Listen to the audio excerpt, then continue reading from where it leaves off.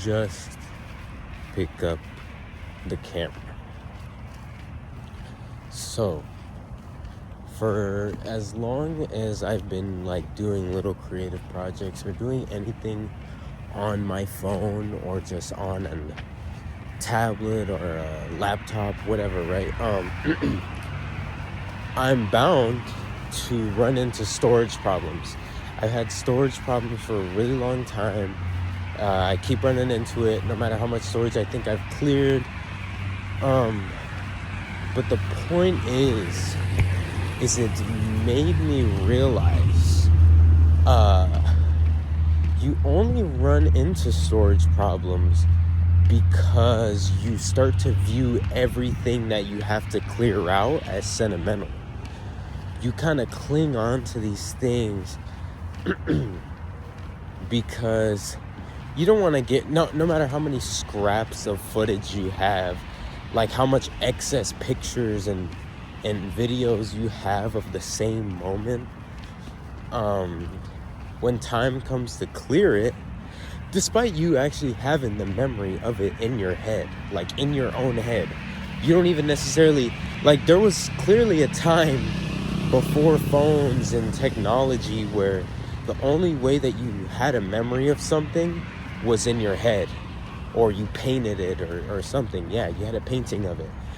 But now we're really entitled to like having everything digitally, like a digital proof of our memories.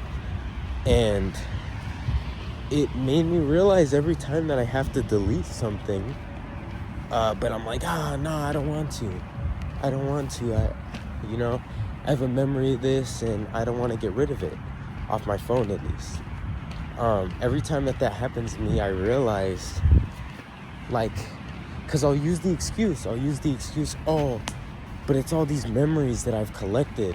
Like, I'm collecting all these memories. Dude, I'm not collecting these memories. I'm hoarding these memories. Like, I'm a hoarder of just it. And it, like, raises the bigger question. If I'm being a hoarder of my storage or just, like, things that I've recorded on my phone, I'm being a hoarder for pretty much everything else.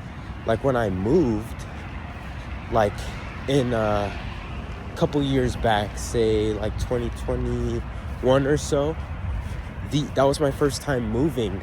But the act of like looking over things in your room that you haven't touched in literal years, like, you almost forget it's there. You do actually forget that it's there until time comes to clean it out. Now all of a sudden you have the deepest emotional attachment to these things that it's time to get rid of. And it's like, man, like, we just don't know. I'll say me, I don't know. I won't jumble everyone else into this, but I don't know how to get rid of, or just how to move on from, like, these things that I clearly was living my whole life without. But when time comes and you realize you had it all along, now it matters. Now you don't, oh man, I couldn't have enough of this. I don't want to get rid of it. And it's the same with clothes. It's the same with any form of, like, collecting cards or whatever. Yes, like, you're a collector at the end of the day. Like, it's a cool thing to be a collector of something, whether it be like archival fashion garments or old paintings, but it gets to a certain point where it's like, are you collecting? Are you truly collecting? Or you just want an excuse for your bad habits of overly consuming something? Like, yeah, it depends on the light you're viewed in. The thing that you're collecting and curating, if you are able to make it a big part of, like, what you do, like, in your daily life, like if you intend to do something career-wise with that inventory, then it could almost be justified.